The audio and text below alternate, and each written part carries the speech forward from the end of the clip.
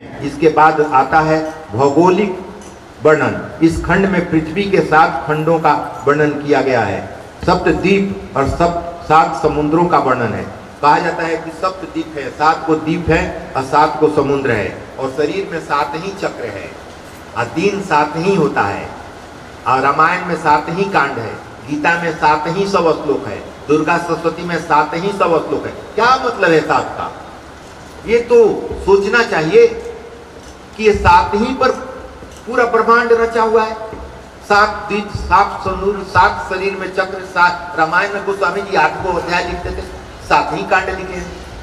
गीता में 7 ही सव श्लोक, दुर्गा सप्तशती में 7 ही सव श्लोक, दिन 7 ही गो। इसका मतलब है क्या कि 7 बहुत बड़ा रहस्य है, इसलिए 7 का महत्व है। और 7 आपके शरीर, पृथ्वी, जल, अग्नि, वायु, आकाश, मन और आत्मा, ये जो 7 हैं, इसी पर फोकस करने के लिए कहा जा रहा है। ये 7 खंड हैं, शरीर में भी हैं। इसी चीज को देखकर आदि गुरु शंकराचार्य जी ने कहा ब्रह्मांडे सो पिंडे, ब्रह्मांड में जो है वो पिंड में भी है, यानी कि शरीर में जो है वो पिंड में भी है ना। अब पिंड दान करने गाया आप जाते हैं ना, पिंड दान की तो बात मैं बता दिया हूं। पिंड मतलब शरीर, आपको अपना शरीर दान करना है भैया। ये जो मर गया उसका दान करके क्या करोगे? वो तो चला गया, उसको तो जला दिया, चाहे गाड़ दिया। अपना शरीर का दान करो कि आज से ये शरीर से गलती नहीं होगी, और सारी अच्छाई जो हो हमारे दादा पिताजी माताजी को मिले, ताकि उनको अच्छी गति मिले। इसके लिए दान किया जाता है पिंड दान। और अगर देखोगे रहस्य तो पाओगे कि कहाँ दान करना है भैया? गाया में। गाया मतलब बोध गया, बोध गया मतलब गाया मतलब जाओ, बोध मतलब ज्ञान, ज्ञान के पास जाओगे तब ये सफल होगा। और अगर ज्यादा उसका विश्लेषण करोगे तो कहाँ, किस नदी के सामने? फल्गु नदी के सामने। कहाँ पिंड दान करते हो? फल को, गो मतलब इंद्रियां, अब फल मतलब इंद्रियों के फल को दान करना है। फल्गु नदी मतलब इंद्रियों के फल को दान करोगे, मतलब इंद्रियां तुम्हारी जो करेंगी उसके फल को दान करोगे अपने माता पिता के पुण्य के लिए। क्लियर हुआ? बुझाया कि नहीं बुझाया? हाँ। तो इसलिए सारी चीज स्पष्ट है, नहीं बुझाएगा तो फिर फंस जाओ। इसलिए ये मंत्र बड़ी सुंदर है, न जाने प्रभु क्या क्या बुलवाएंगे। उनकी आप पर कृपा काफी है।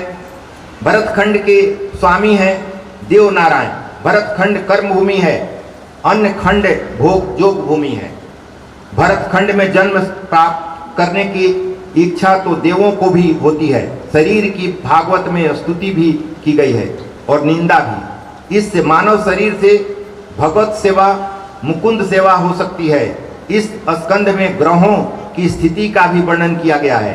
इसी स्कंद में 7 पतालों का पताल भी 7 ही है ना।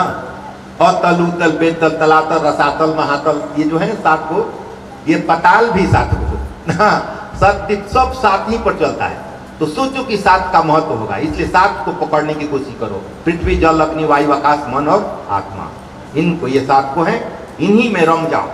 यही इनमें ही अब पकड़ा जाएंगे तो पूरे ब्रह्मांड की जानकारी हो जाएगी। पर इस पताल के नीचे है शेष नारायण। शेष नारायण है। राजा ने पूछा नरक लोक कहाँ है? राजा ने पूछा भाई नरक कहाँ है? सुखदेव जी कहते हैं, परीक्षित से बात हो रही है ना सुखदेव जी की पूरा किताब में, तो सुखदेव जी से पूछते हैं कि नरक कहाँ है? ये तो बता दिए कि ये यहाँ है, नरक कहाँ है? सुखदेव जी कहने, राजन यह नरक लोक दक्षिण दिशा में है। नरक लोक कहाँ है? दक्षिण दिशा में है। नरक अनेक प्रकार के हैं। चोर तामिस नामक नरक में जाता है। चोर वगैरह हुए तो तामिस नाम के नरक में जाएगा, और बेविचारी अंध तामिस नामक नरक में जाएगा। जितने पाप हैं उतने ही नरक हैं। कौन से पाप के कारण कौन से नरक में जाना पड़ता है उसका क्रमबद्ध वर्णन इस स्कंद में किया गया है। इस प्रकार हजारों नरक और यमलोक हैं। पता है कि नरक कहाँ है? दक्षिण दिशा में है। नरक दक्षिण दिशा में है। आपकी समाधि भाषा है। आप लोग समझेंगे कि वो तो कर्नाटक के तरफ उधर होगा का, नरक दक्षिण दिशा में है। दक्षिण दिशा शरीर खड़ा हो जाए, नक्शा जो है, नक्शा में ऊपर होता है उत्तर और नीचे होता है दक्षिण, आए बाएं होता है पूर्व पश्चिम, होता है ना। तो शरीर में दक्षिण दिशा कौन है? वहां मल मूत्र के रास्ता, मल मूत्र के सांकेतिक भाषा है, समाधि भाषा में कहा जा रहा है। सुखदेव जी कह रहे हैं कि दक्षिण दिशा में नरक है, यानी कि मल मूत्र के रास्ता के पास मन घूम रहा है, यानी कि नरक में तुम डोल रहे हो, वहीं तुम्हारी रहने की प्रवृत्ति हो रही है। बार बार मन कर रहा है कि वहीं जाएं, यानी कि नरक से निकले हो, वहीं से निकले हो और वहीं जाना चाहते हो। शास्त्र कहता है अरे एक बार जो नरक से निकले तो वहां खंड को छोड़ना चाहिए, लेकिन तुम्हारा मन वहीं फंसा हुआ है, इसलिए नरक से निकले हो और नरक से प्रेम हो गया है, इसलिए वहीं तुम्हारा मन घुसा है। इसलिए बहुत तरह के नरक बताए गए। ये सब समाधि बात है। हरे राम राम राम हरे हरे, हरे राम राम राम हरे हरे, हरे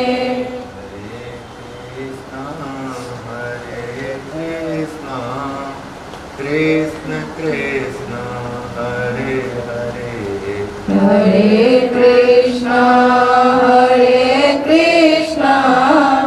कृष्ण कृष्ण हरे हरे।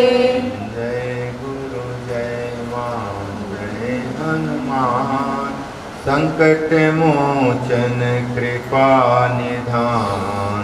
जय गुरु जय मां जय हनुमान, संकट मोचन कृपा निधान। जय गुरु जय मां जय हनुमान, संकट मोचन कृपा निधान। जय गुरु जय मां जय हनुमान, संकट मोचन कृपा निधान। जय गुरु जय मां जय हनुमान, संकट मोचन कृपा निधान। जय गुरु जय मां जय हनुमान, संकट मोचन कृपा निधान। राजा रघुगन अपना पालकी उनसे उठवाते हैं, फिर उनको ज्ञान होता है और उनको बोध होता है कि ये जड़ भरत वैरागी हैं, ये तो राजा थे पहले। वो कह रहे हैं कि तुम छोटे से खंड के राजा हो, मैं पूरे भारत खंड का राजा था और मैं भी प्रवृत्ति में फंसकर हिरण बन गया था, इसलिए तुम भी सतर्क हो जाओ, अहंकार शून्य हो जाओ। अहंकार शून्य होने का मतलब जो भागवत के 4 श्लोक में बताया गया है, चौथा श्लोक है यही ना। हे चतुरानंद, तुम सृष्टि की रचना करो, लेकिन सृष्टि के किसी काल में किसी खंड में तुमको कर्तापन का अभिमान नहीं होगा, यानी करने का भी अभिमान न होता है। जीवों को होता है कि मैंने ये किया, मैंने ये किया, मैंने ये किया, तो ब्रह्म को दुख होता है। एक साधारण सी बात मानो ना, मान लो कि तुम कोई काम कर दिए है और तुम्हारे ही पास कोई आके कहे कि हम कमाओ कहीं नहीं। मान लो कि तुम घर का ही कोई काम कर दिए, बड़ी मेहनत से काम किए हो और तुम्हारे सामने ही किसी और से वो कह रहा है कि कमाई हमार कई बार हम कोई नहीं। कितना दुख होगा। मतलब प्रैक्टिकल करके देखो ना, प्रैक्टिकल करके देखो, तुम किए हो और तुम्हारे सामने ही कोई कहेगा कि हम कोई नहीं, तो तुमको कितना दुख होगा। ठीक उसी तरह ब्रह्म को दुख होता है। करते हैं वो, क्योंकि आत्मा है, उनकी आत्मा अगर न रहे तो कार्य ही न हो, और कार्य जब नहीं होगा तो ये पंचभूत तो कार्य कर नहीं सकता है। पावर चाहिए, पंखा चलने के लिए इलेक्ट्रिक चाहिए, बल्ब के लिए इलेक्ट्रिक चाहिए। तो पावर तो वही है, तो पावर कहा जाए कि बिजली थी तो कार्य हुआ, ये तो कहा जा सकता है। पंखा चली लेकिन बिजली के कारण चली, इतना तो कह सकते हो। तो वही ब्रह्म को दुख होता है कि मैं किया, आई कह रहा है कि ये कर दिया, ये कर दिया। धरती पर 2-4 को टुकड़ा धरती के खरीद के कहता है कि इतना खरीदा, पूरा धरती ये हम दे दिए हैं। हाँ, 2-4 किलो सोना लेकर कहता है कि हम राजा हो गए हैं, पूरा धरती का खान ही मैंने दे दिया ना, तो उनको तकलीफ होती है। फिर भी वो कहते हैं कि मैं बुरा नहीं मानता, तुम हमारे पुत्र हो, हमारे ही अंश हो, तो पिता की संपत्ति को तुम अपनी संपत्ति कह सकते हो, कोई बात नहीं है। लेकिन इसका भान न हो, एक नजर पिता के पास भी न हो, तो पिता को दुख होगी। तो ये नरकों का वर्णन हम लोग सुन चुके हैं। ये राजा सुखदेव जी कह रहे हैं कि दक्षिण दिशा में नरक है। राजा पूछते हैं कि नरक कहाँ है, स्वर्ग है इधर, तो नरक कहाँ है? तो कहते हैं दक्षिण दिशा में नरक है। तो दक्षिण दिशा समाधि भाषा मैंने बताया कि दक्षिण में शरीर के निचले अंग में ही मलमूत्र के रास्ते होते हैं, वहीं पृथ्वी होती है, सबसे नीचे पृथ्वी होती है। अब पृथ्वी पर ही सारा कार्य हम लोग करते हैं, अच्छा बुरा पृथ्वी पर ही। तो पृथ्वी नरक के जैसा है, वहाँ रहना ही, क्योंकि मलमूत्र के स्थान है, वहाँ वही नरक है। घर भी वास्तुपीठ में, ये वास्तुपीठ का यंत्र है, घर भी बनाया जाता है तो लोग कहता है कि दक्षिण दिशा में पैखाना की टंकी बनाना, कहते हैं ना। उत्तर दिशा में मत करो, उत्तर दिशा में करोगे, उत्तर मतलब ऊपर, ऊपर मतलब संस्कार को पैखाना की टंकी नहीं रहेगा, पैखाना की टंकी दक्षिण दिशा में रहेगी। ठीक शरीर, ये यंत्र के अनुसार, ये शरीर के अनुसार ही ये रचना भी घर की जाती है, लोग बनाता है ना। तो सुखदेव जी वर्णन करते हैं, राजन शास्त्र में प्रत्येक पाप का प्रायश्चित बताया गया है। एक रास्ता दे रहे हैं कि तुम घबराओ मत, सुनकर घबराओ मत। नरकों का वर्णन सुनकर राजा परीक्षित ने घबरा गया कि नरक का ऐसा है। तब कहते हैं कि महाराज मुझे ऐसा मार्ग बताइए कि जिस पर चलने से मुझे इन नरकों में जाना न पड़े, कुछ उपाय बताइए कि नरक में हमको न जाना पड़े।